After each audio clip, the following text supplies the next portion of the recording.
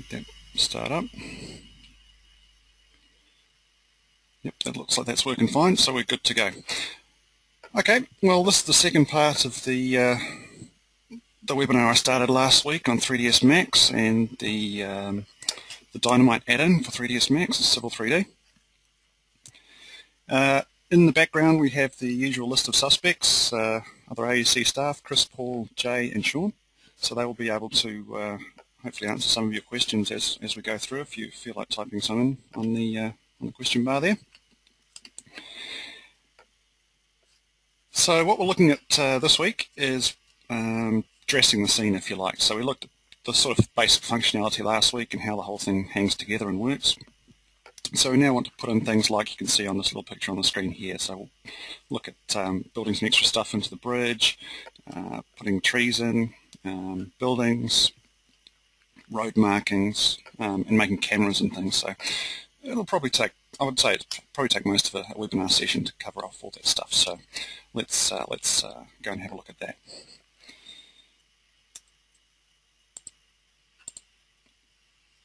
Just on the next slide here, there's something I should point out, just arising from some of the questions from last week, is that if you're using 3ds Max 2012, the Dynamite add-in is actually called now Civil View, and it is one of the tools that you can tick on during the install of 3ds Max 2012. Or if you miss out doing that during the install, there's you can see there's a location where the installer for that can be found in the 3ds Max media on the disk, or on when you've downloaded it. If you have downloaded it, it'll be on the unpacked files. So it's on the root directory of that third-party x86 or x64, depending on which you're using.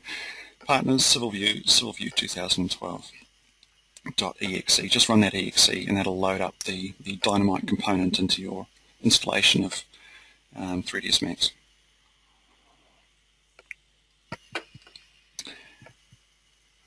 So that's what we're talking about. The little picture there shows the infrastructure design suite. We're talking about the design suites which have Civil3D in them, and they also have 3ds Max. We're just looking at the two hang together. As Sean mentioned last week, most of you will have probably just till the 29th of this month, which isn't much time. If you're wanting to use the $0 upgrade to the suites from Civil3D, that's only running till that time.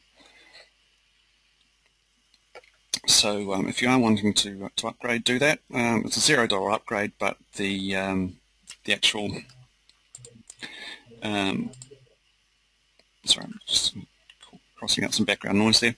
The actual subscription cost is a little bit more than Civil3D, but it's not a huge amount. Okay, let's go and have a look at the demo then. So we'll start off with 3ds Max, roughly where we got up to last week. Well, in fact, it is where we got up to last week. So you should be seeing that on your screens in a moment. Here we go. And just a reminder for you.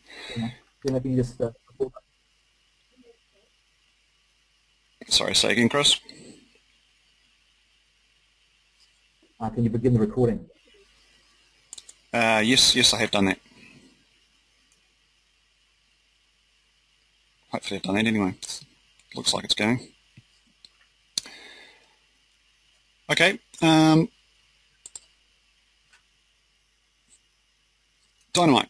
So once you've loaded up the exe, the Dynamite menu appears at the top of the screen in 3ds Max, and we can bring up the Dynamite VSP Civil Explorer, which is the little toolbar for it. And we can dock it on the left-hand side. Now it's probably worth pointing out as well, I'm not the 3ds Max expert for AEC. We have several people who are. I'm the civil guy, so essentially what I'm showing you here is what a novice user can do with 3ds Max when you're using Dynamite, which is the whole point of Dynamite. That allows us engineers just to jump in here straight away and quickly dress up our images and our projects. We don't need to know everything there is to know about 3ds Max. So that's me. I'm not I'm just a novice user with 3ds Max. However, if you're wanting full training on that, we can arrange that through the appropriate experts that we have on staff. Alright, let me just change this to the orthographic view. Zoom out a bit, and this is roughly where we got to last week. One question that arose from last week as well that I didn't answer was, can the bridge be converted to an editable polygon mesh for 3ds Max manipulation? The answer is it doesn't seem to be able to. I have tried that. When you try and do that, the bridge actually disappears. So I would say the answer to that is no. You could, if you had something like a Revit drawing of the bridge, bring that in, and we'll look at doing that with some buildings later on, and stick that in place of the bridge that is here. Okay, let's first of all go and continue dressing this thing. So what most people want, if we zoom in on this thing a little bit, is to have some road markings in here. At the moment we've got no road markings, so let's go and throw in some of those. From the Dynamite drop down, we've got a road marking style editor. We make a new element there, just a new line in that table. Or in fact what we can do, if I remove that, I think we've got a preloaded one in here. Remove that one. Australasia RMS. Let's try that one. Oh, yep, that's close.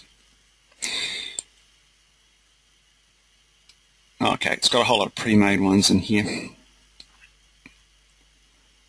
Let's go and make a new one, or copy an existing one. Let's copy an existing one in here. We'll just take what's already in there. So we can copy that and paste it in. There we go. And we can pick a shape to apply this to. It's just going to be a feature line. That's not the bridge camera one I want.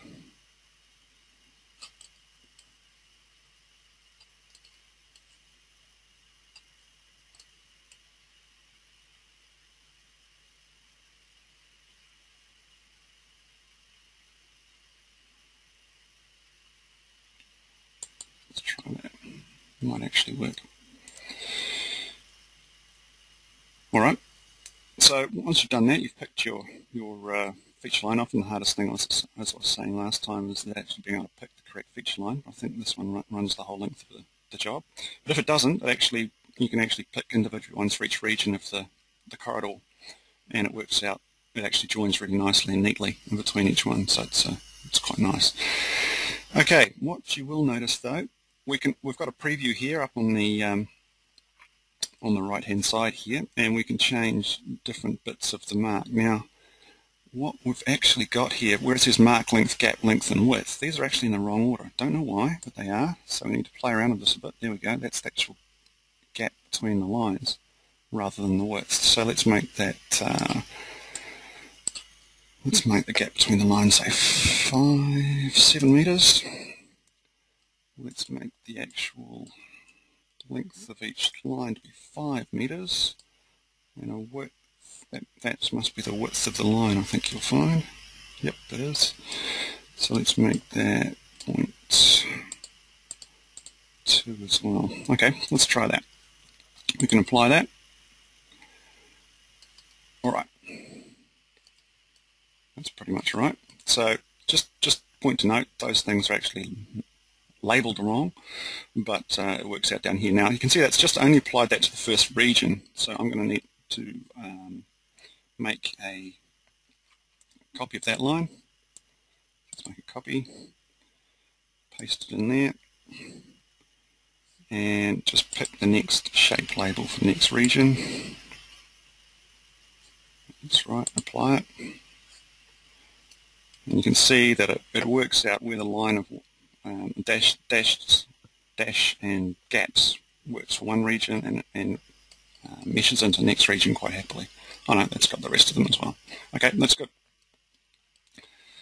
So there's our line marking done. Again, if you want to have line marking on the side of the road, you just put a horizontal offset in here. You can see if I can give it a bit of an offset there and hit the apply button. You'll see these will jump across to one side of the road. Oh, it's actually got two of them there. Oh, I see what's happened. We don't need both those lines anymore. The second one I picked runs the whole length of the road, which is the one I was trying to pick in the first place. So let's just remove that and apply it.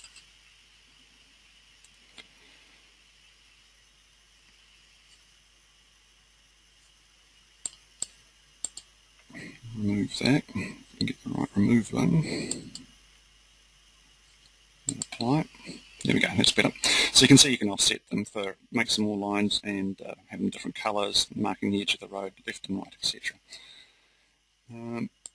So I'm pretty happy with that. We'll just put this back to 0. So line marking is pretty straightforward. Next thing we might want to look at, and I'm not going to save the changes to that table. Okay, good. Next thing we probably want to look at, people were asking about the retaining walls, so let's go and have a look at those on the end of these bridges. Well, I was certainly asking about it myself when I first started this. So what I've done is, back in the Civil3D drawing, I went through and sketched a couple of feature lines. I'll highlight that. Hopefully you might be able to see it. This is a slightly red feature line running along the edge of that region of the corridor that has the batter slopes. That's one of the feature lines that I made in Civil3D. Just snapped it to the edge of the corridor and exported it. With that in here, I can just simply go and make myself some shapes off here to fill in this gap. So it's pretty straightforward. So it's very similar to what we did with the bridge, in fact.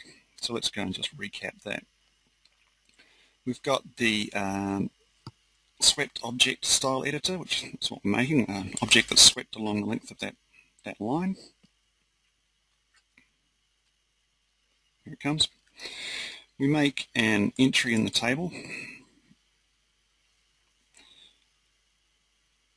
and we ask to pick a parent shape. So we can click here, come on screen, that's my feature line, 3ds Abutment 1, and straight away it puts that grey concrete coloured shape out there.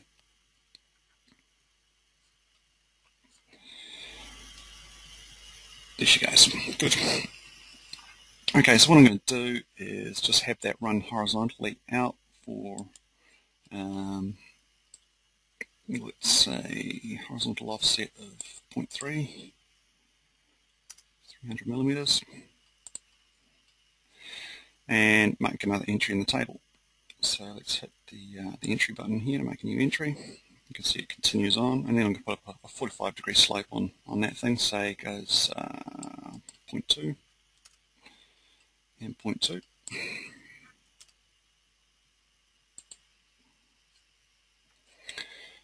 Except the vertical offset I want to be negative 0.2. Again, remember I can just click on these things and drag my cursor up and down to see it change visually. And I want minus 0.2.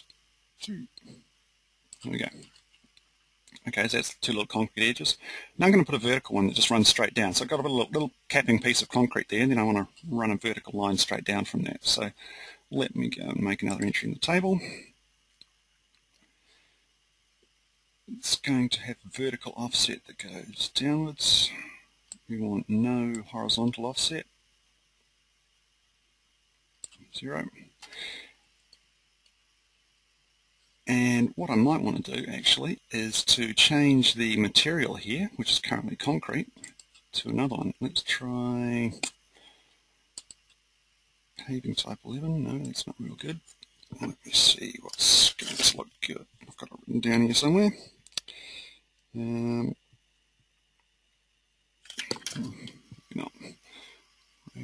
Paving type 12. No. Zoom in on this thing. No, there's some better ones than that. So there's a whole bunch of materials that have been, more pavings, have been pre-made. Paving type 3, not bad. That's probably closer, although it's going to look very similar to our concrete. That's not bad.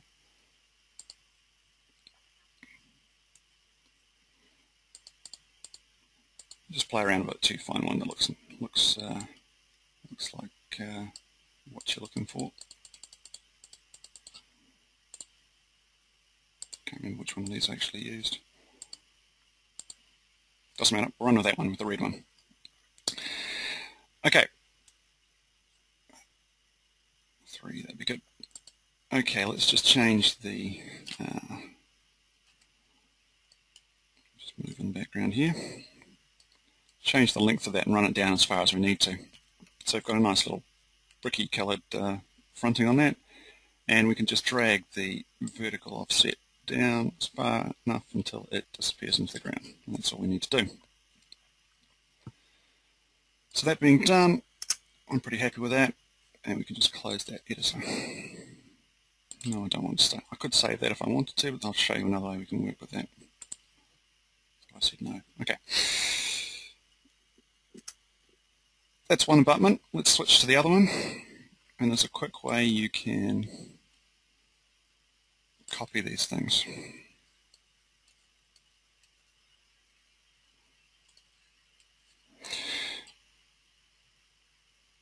Okay, if I go and start my swept object style editor again, to make a new abutment along here, I could repeat the process I've just done, but the easier way is to just simply add a new element in there, tell it what shape you want to add it on, which is going to be abutment 2 feature line.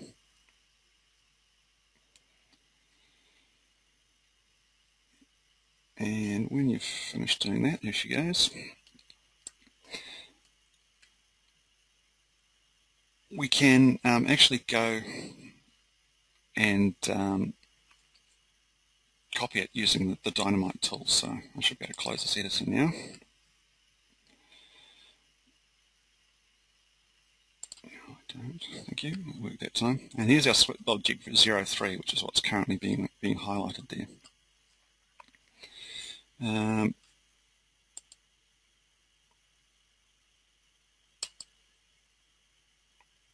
Just waiting for the parameters to come up there. Should be coming up. Here she comes. The machine's just going slow. It's not normally that slow, but there we go. Once this comes up, we can tell it to inherit its properties from the previous one that we've just made. Oops.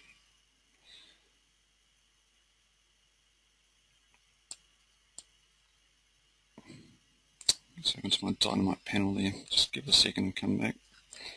Get it to come back. It's probably because I've got so many applications open here at the moment and broadcasting over the web at the same time. Here we go. Okay. So the one we want is swept object 3.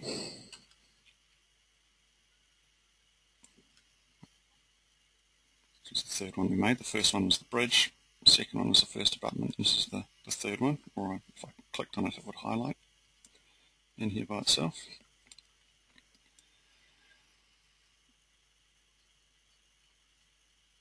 There she goes. Okay. So at the moment, we can go to the Elements tab over here. If we scroll down, there's that little hidey scroll bar on the side, which is hard to see. You can see it's only got one element in there. We should have the function in here to, on the other tab, inherit alternative parameters. Click on that. And it asks you to simply select where you want to inherit the parameters from. So if I give this a turn around,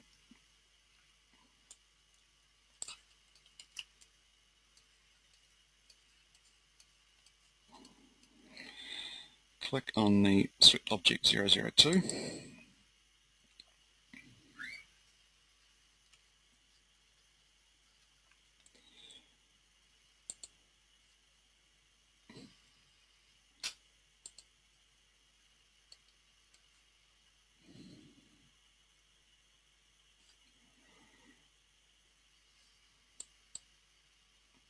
Should be working.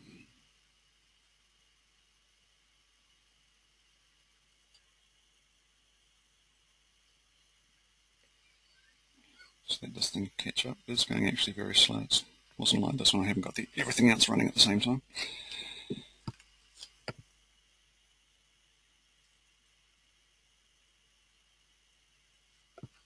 I might just try closing that dynamite panel and reopening it and see if that makes a difference. Okay, it's come back to me now. Now let's see if we've actually got that to happen correctly.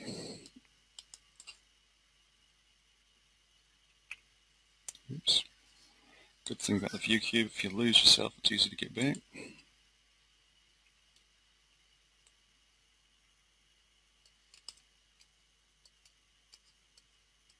Yeah, it has done it, so that's good. It was worth the wait. As I say, normally it doesn't take that long, but you can see this other structure has inherited the properties of the first one, so I'm pretty happy about that. Okay, so that's the abutments dealt with. Alright, might just do a little save there, just in case, because this thing is running slow. I'm just going to close that Civil Exporter if I can, and just reopen it, just because it was going a little slow there. Alright, we'll try that. We will persevere, we shall continue.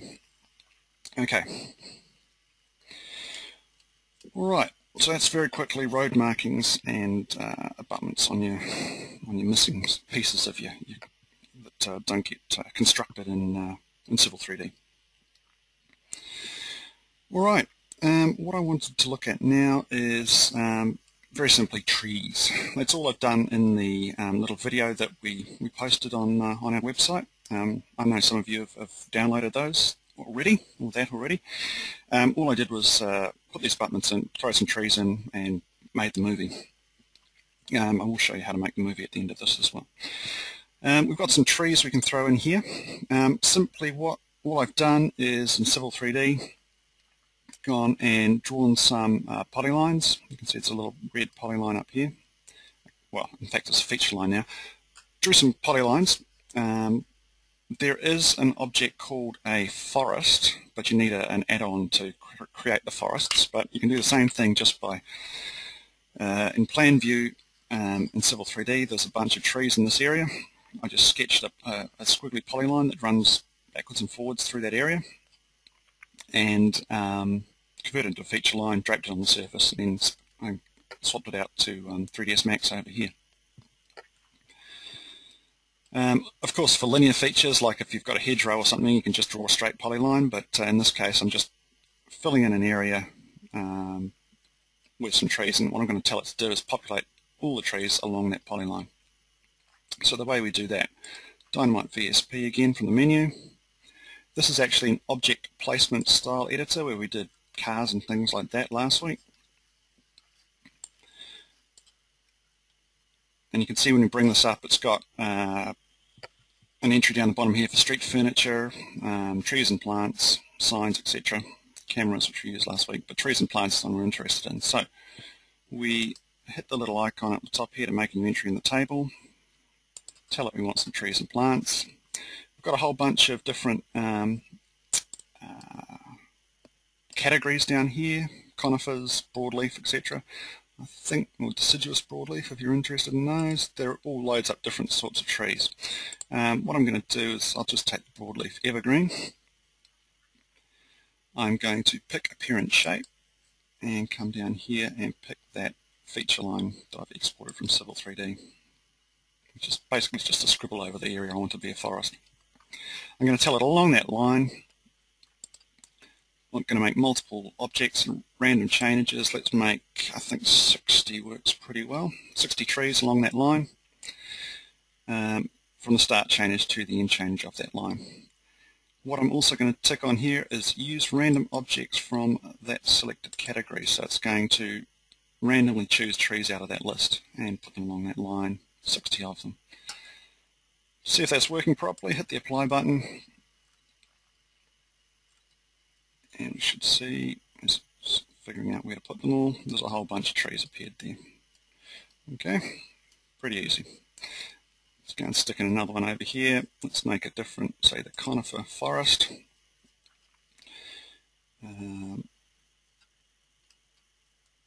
Random conifer, yep, that's right.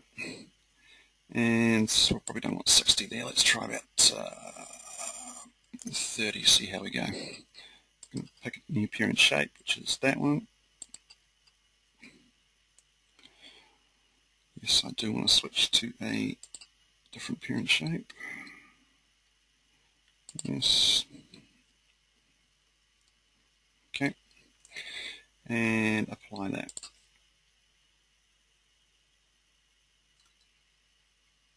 So I've got some conifers growing in there. Alright, pretty easy to build up either a hedgerow, if you just want some small hedges. We've got different sorts of trees in here for that, or in fact you can just pick one type of tree and make a hedge out of it, etc. if you needed to, so that's all pretty quick.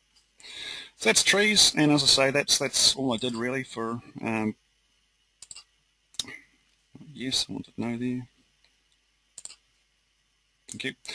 For the little movie I made. So if I go back to cameras, it's our road camera, and you can see that's it there. Hit play. And it doesn't take a great deal of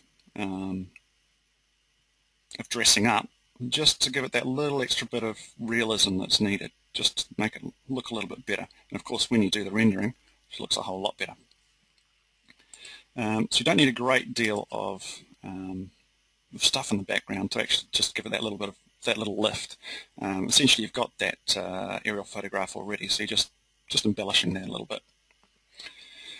Okay, so we're looking at other things we want to do.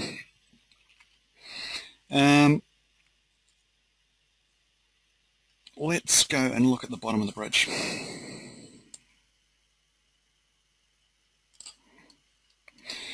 Now, also I got two little lines from Civil3D that I drew on the ground just underneath the bridge. Hopefully they've come through.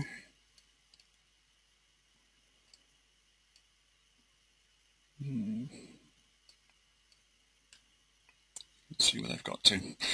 Just going to check my geometry import again, just to make sure those ones have come through. Open my VSP 3D file.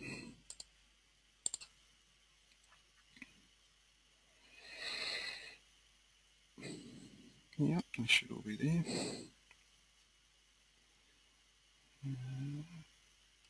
Rails, barriers, abutment.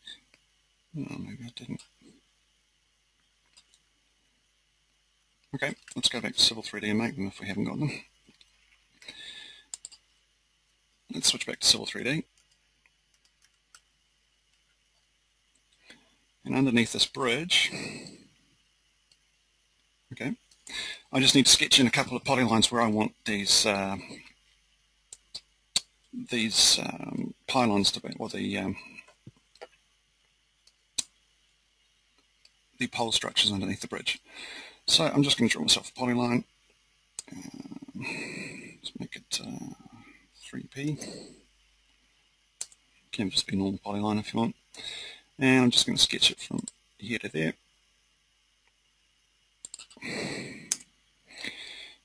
Just do one of these, we don't need to do both sides. And turn that into a, stretch that out a bit, there we go. Turn that into a feature line.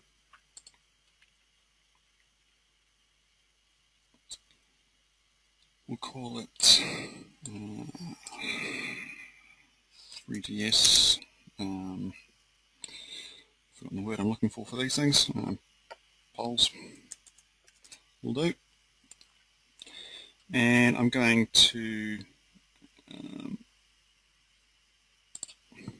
use the right command to begin with. Feature lines from objects. There we go. That's the object.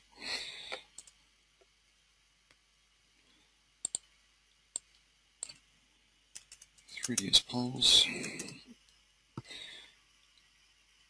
Style will be that. I'm going to erase existing entity. I'm going to assign elevations from the surface. So it's from my surface, e.g. with road. And Yeah, we'll put an intermediate grade breakpoints as well. Okay, and there's my feature line on that surface with a bit of luck. That's the elevation of that one. 5955. 59, yep, that looks about right. Okay, so that being done, we can just go to our output tab, export to 3ds button up here, and we'll go and add that to the VSP file that we've already made.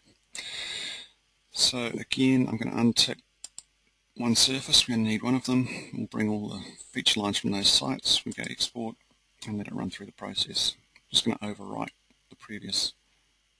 Well, actually no. We'll call it that. We'll call it VSP 3D 2 for the session. Make a new one and save it.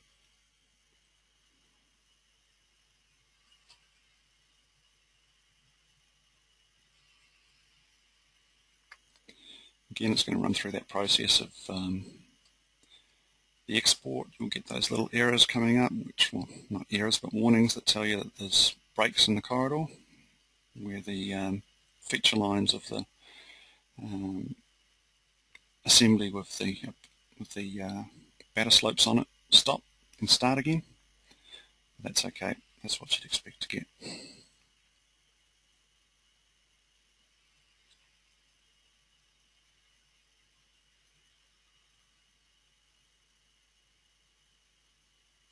Okay, that's the little warnings there. That's all good. So we can switch back to 3ds Max now.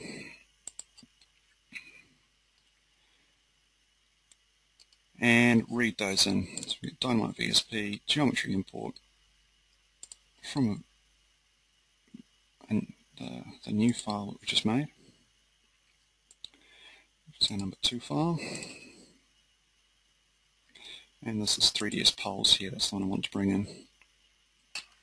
So go OK on that. Yes, I want to proceed. And there's our little line coming.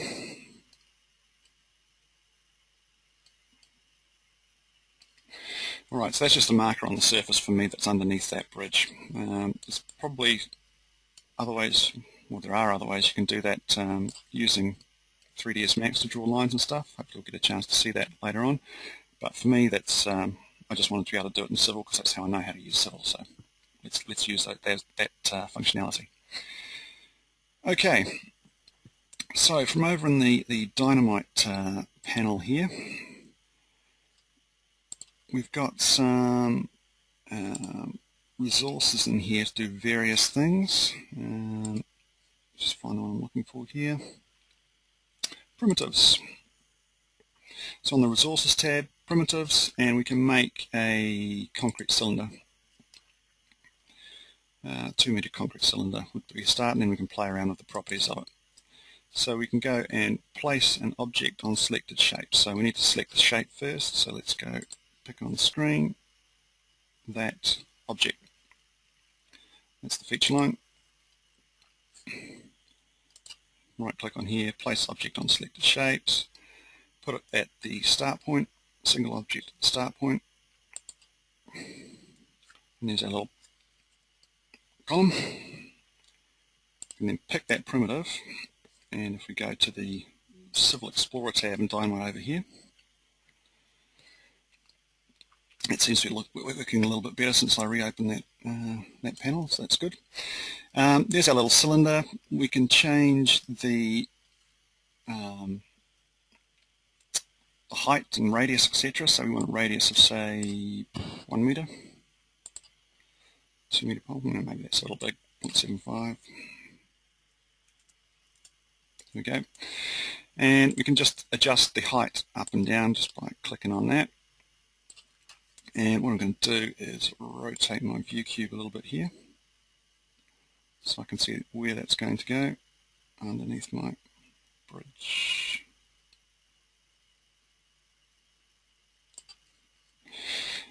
Okay, so I want to extend it upwards just until it touches the bottom of my bridge and just goes into it a little bit.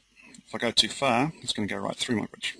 So that's what 3ds Max does. Things can pass through each other. So I just want to touch it to the bottom of my bridge, And then I can do things like use the chain edge control here to slide it along that line, if I wanted to one end of the line or the other.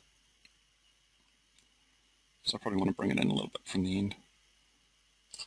Put it there. And likewise, you do that with the other end of the line. Put another object, circular object on the other end of the line and do some more along the bridge as you need to. But that's a relatively straightforward process, adding its own primitives in there using the Dynamite tools. So that's not too hard. Okay. So it's in there nice, no problems at all. What else do we want to look at? What do we got? Time's going on, so I'll go and look at doing cameras right at this point. So let's go and have a look at cameras. Now we've already got a camera that drives along the road. That's good, and that's easily made using Dynamite tools, and we covered that off last week. However, you quite often see helicopter type cameras revolving around the model, and it's good to be able to see how to do that, because as far as I know, at least I haven't found it, the Dynamite tools don't do that automatically, so you need to actually use some of the 3ds Max tools to do it. So let's go and have a play with that. What I'm going to do is, over on the right hand side of the screen now, use some of those functions over there, and one here is to make a camera. First of all, I want some paths to make that allow that camera to run around and focus on. So let's do those. I'm going to use the Create drop down from the menu here, Shapes, and make an ellipse. And I'm going to grab and create an ellipse here and drag it out to be just going to be my helicopter path, something about that size, and select it. If I right click anywhere, I can rotate. So right click and select rotate. I can rotate that thing to the angle that I want it to be. Flick it into a 3D view. If I right click again and go move, I can pull it up above the scene and then drag it onto the top. Go back to the top view and position it roughly where I want it to be. It's probably not too bad. I'll just check my elevation. I'm just going into a 3D view again and see how close to that surface I am. I could probably come down a bit more, to be honest.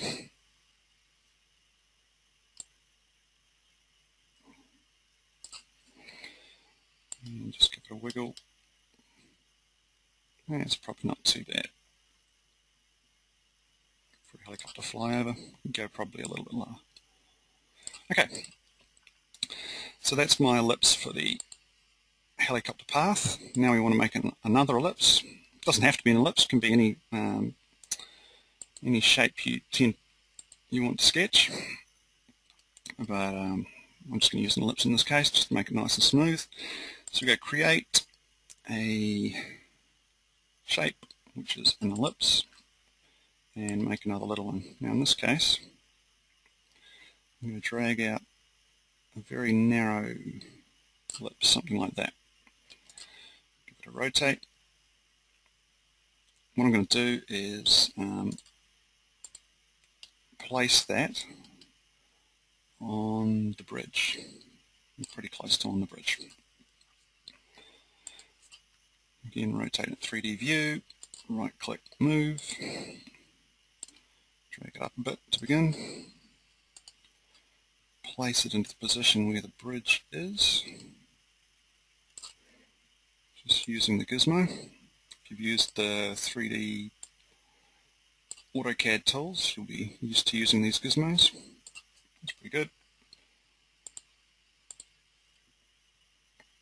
And if I zoom in a little bit,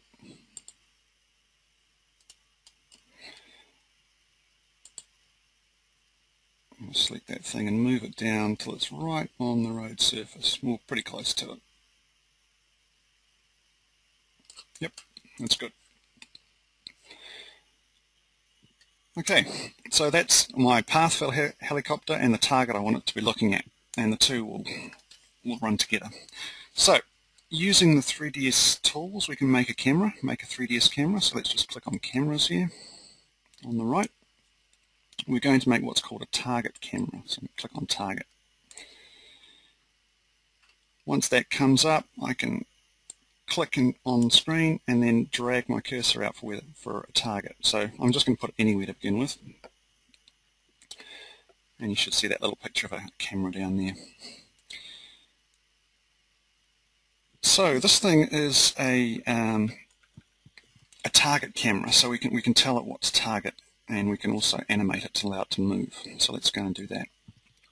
The way we get that to happen is, first of all, what I might do is choose a 35mm lens for it. I can rename it if I want, but at the moment it's just called camera 1. Let's go for a 35mm lens, just to give it something close to normal human vision, or perhaps 50 might be closer. 35 is actually going to give you a wider field of view, so we'll try that. Then we're going to click up here. There's another little icon here called motion, so we're going to tell this camera that it needs to move, so let's do that. Click on motion with that thing highlighted. It's highlighted down here. There's a little plus next to a side controller. And this is the key, really. You need to tell it its position, highlight the line position, is going to be, and you can click this little icon here where it says assign controller. You tell it the position is going to run on a path constraint. It's going to run along a path. And go OK. Now this is 3ds Max stuff, so this is all I know how to do in 3ds Max, to be honest, and all you really need to know to make these things. So once you've done that, you get some options down the bottom here, and we can add a path with this add a path button. Let's go add a path and pick the one we want, is that ellipse, and you can see straight away the camera jumps to that ellipse and the start point of that ellipse, which is good. And that's really all we need to do. If we start dragging this frame by frame at the bottom here, you can see it's already going to be running along that path and turning around, but it's following a static target at the moment. We want to make a dynamic target. So we do exactly the same things we've just done with the camera. We do that with the target. So let me just unselect that. I'm going to select the target, and you'll see it light up down here. And now we say, okay, in this motion tab, we're going to say this particular target has a position that is along a path constraint. That being done, we can scroll down through the list at the bottom here and say add a path, and we tell it to run along our second ellipse. Okay. So at the moment, if I zoom this along, it's following, that's not exactly the motion I want of my camera. I actually want the target to be at the other end of the ellipse to begin with. So what I'm going to do is select my target, which is here. Where I've got add path, I can tell it where along the path I want it to start, what percentage. I actually want it to start 50% of the way along the path. Hit enter and it pops across to the other side. And that's more what I'm wanting to see. As I scroll here, I can see that my path and my camera are going to animate like that. Alright, that's looking right to me, so what I'm going to do now is hide some of these things. So let me pick my camera here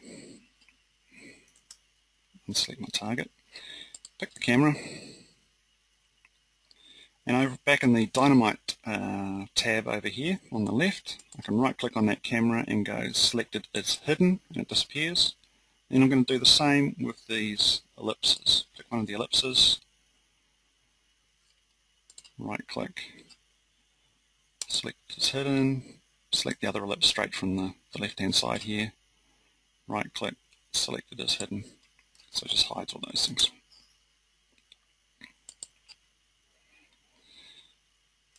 Okay, so now I'll have another camera I can switch to, camera 1,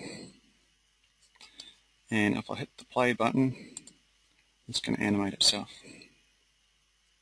as it moves around. So the vehicles are moving, and hopefully you'll be able to see this. It might be a little bit jerky on your screens running through the web, but on the recorded session that we'll put on the website, it won't look too bad. Although my computer is struggling a little bit to animate all these things at the same time. When you do a rendered view, it'll come out well. Okay, so that's the process for that. Hopefully, having seen it once, it won't be too difficult to replicate that for you. All right, I guess the last thing to look at really is bringing in some buildings. Just before we do that though, let me show you just the settings when you want to make an actual video render. So from the rendering tab here up in 3ds, we've got the render button, which went straight away and made a static shot, a shot of what you've currently got on screen. But if we go into render setup here, it's fairly simple what you need to do.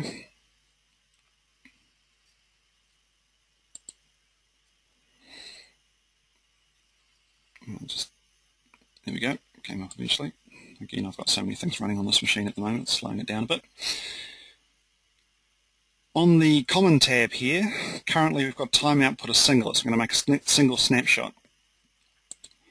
What we need to do to make a video is just tell it to use a range, and from 0 to 1000 is this timeline down the bottom here, 0 to 1000. So as many seconds as you want, I think. So, no, it must be frames, not seconds. As many frames as you want, 1 to 200 frames, and it will do render 200 frames for you when you hit the render button down here. There's also one other thing you need to do just before you do that. One is set the resolution of the video that you're going to output. You can do your own custom sizes if you want to. I think 640 by 480 is the one that I made just to make it relatively quick. And down the bottom here, you do need to tell it where you want to make the output file. So you hit the files down here and go through the process of making an AVI file. I'll put it in that folder, call it test video.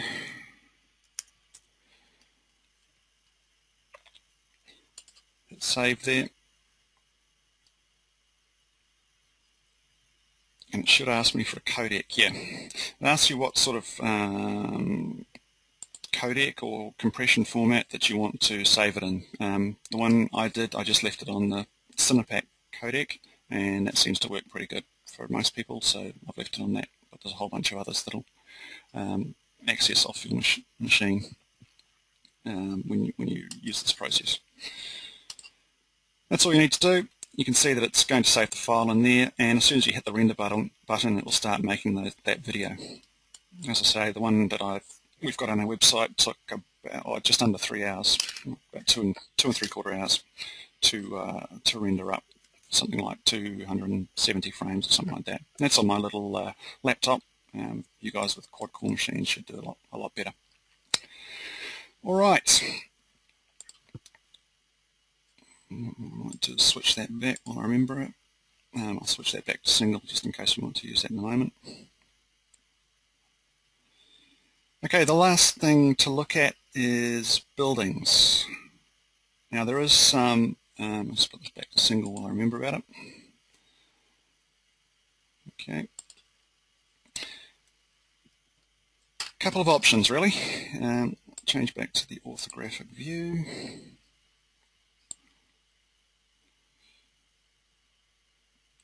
If you've got some Rivet buildings already made, we can bring in some of those and place them in the drawing. However, there's two different ways you can do it. You can either bring in a little feature line like I've done here. I don't know if you guys can see that really well on your screens, but there's a little red feature line.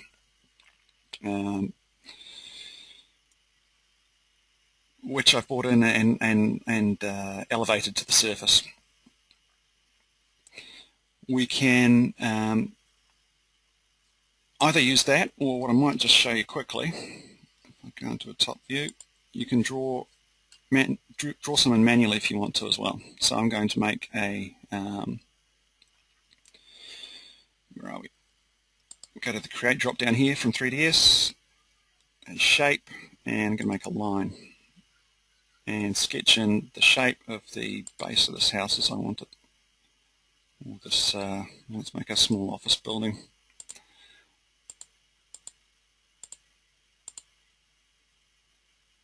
There, and back to the beginning. So I want to close it. Yes. Okay. It's created at 0 elevation. We just need to elevate it so I can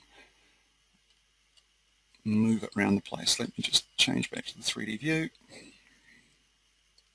Go and grab it, move it up,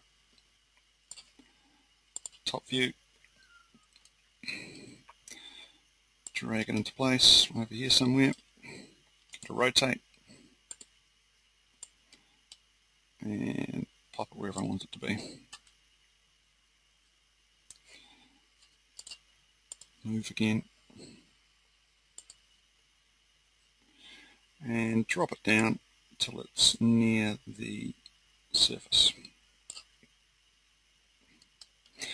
Okay, that's my little shape I want to use, and we could use that red shape just the same. Let me unselect that for a moment. And in my objects here for Civil3D, we've got some buildings.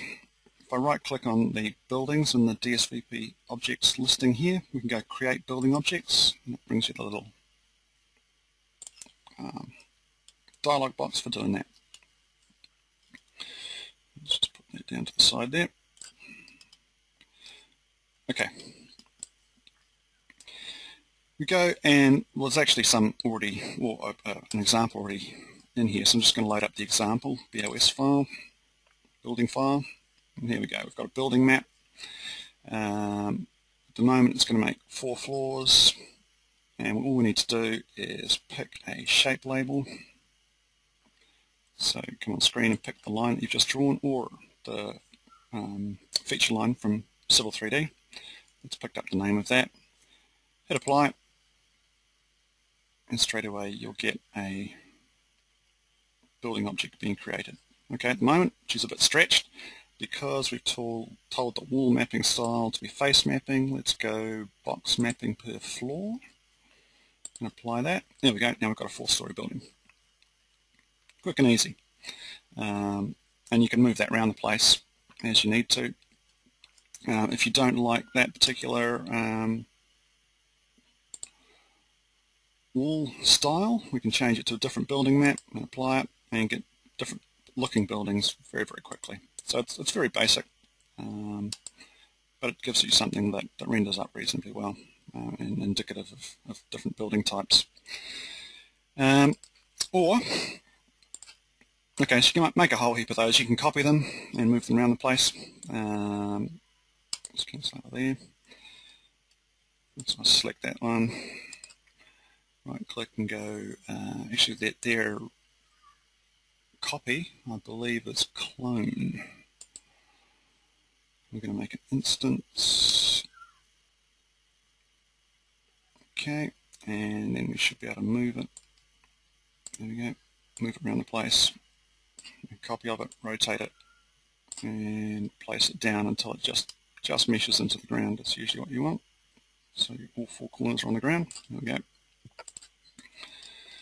Probably do the same on that one, to be honest.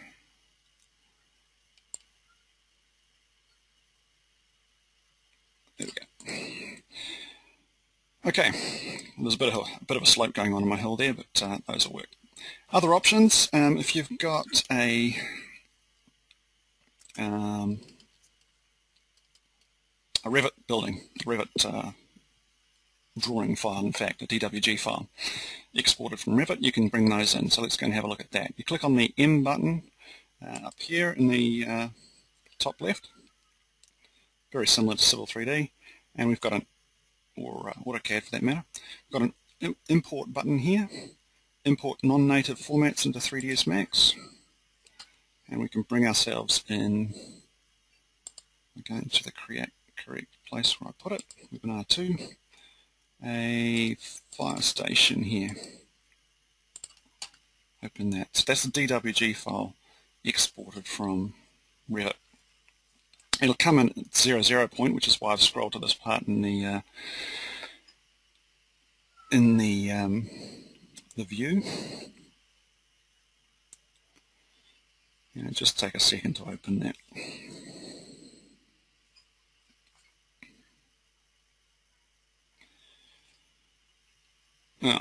That's just a thing to say. I actually modified this drawing slightly in Civil3D and it's asking for proxy object. There aren't any, so it doesn't matter. Okay, so you get this little dialog box up. The one you really need to make sure of, well, the only one, in fact, I've changed, is I've hit the rescale tick box here and told it the incoming file units are in millimeters, because a Revit drawing is often in millimeters rather than meters. We go OK. It just applies the scale factor of 1/1000th to make it the right size to fit into this scene. That being done, it'll take a moment to come in. Here she goes, the little green bar filling up down the bottom there.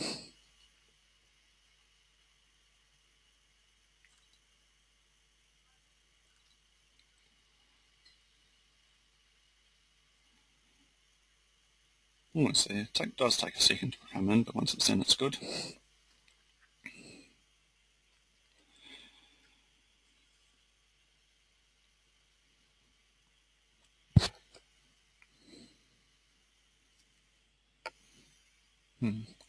Actually, it usually comes in a little bit faster than that, and still my machine going a little bit slow with everything running on it. By the look, I would say.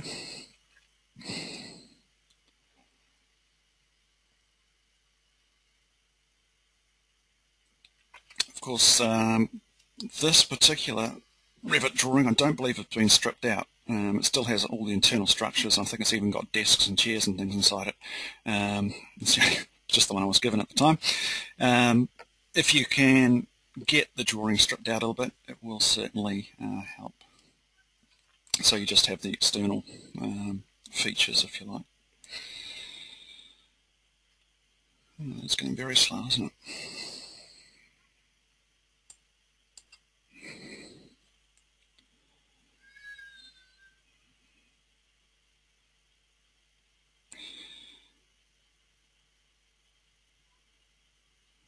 Just give that another second. Well, don't have much choice, I've got to wait for it to stop. But what you may have noticed is you have the option here, or when I selected that drawing file, there was actually another file in there for SketchUp. So you can actually read in SketchUp buildings as well. I know there's a number of you out there that are very fond of SketchUp, and it's actually a much faster way than having to use Revit structures, or if, many people won't have access to them anyway. SketchUp is a great way to populate the scene as well. Alright, I think my machine has just got issues at the moment. But in any case, all that this will do is add in that structure at 0, 0, and then you just select the whole thing, move it to where you want it to be on the scene, and off you go. Whoop, no, hey, look, it's done something. I threatened it with turning it off, you see, that's what happened. Okay, there's my little structure. This little fire station, well actually it's quite a big fire station, this is a 3-story building, this one. Select the whole thing,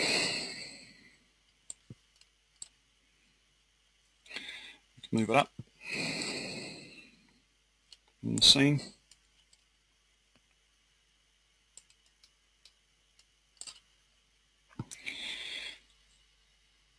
In plan view, move it to where I want it.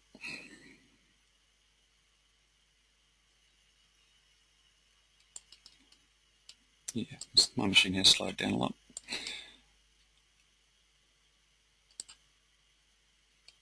Let's place it over here somewhere I think would be good. Edge of our surface.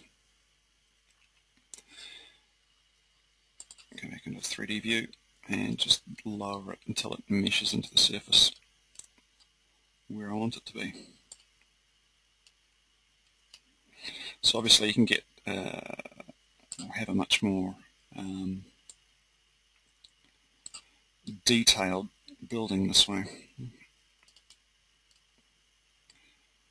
either through SketchUp or Revit. It'll give you that extra detail. Just nudging up and down here to be almost in, just meshing into that that surface. It's not too bad. All right, and then unselect it into those trees a little bit.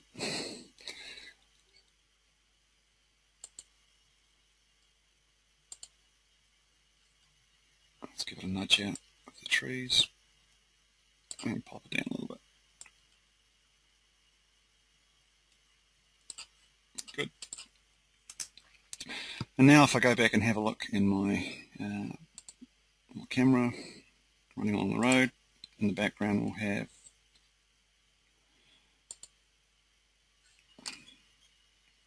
there we go, we've got our little Revit structure in the background. And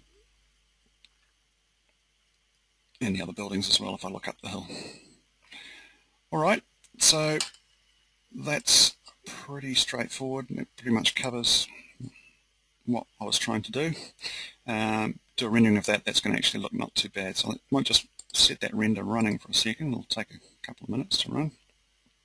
So it'll put in all the lighting effects and things that we were playing around with yesterday. And just while waiting for that to go, I'll switch back to this PowerPoint.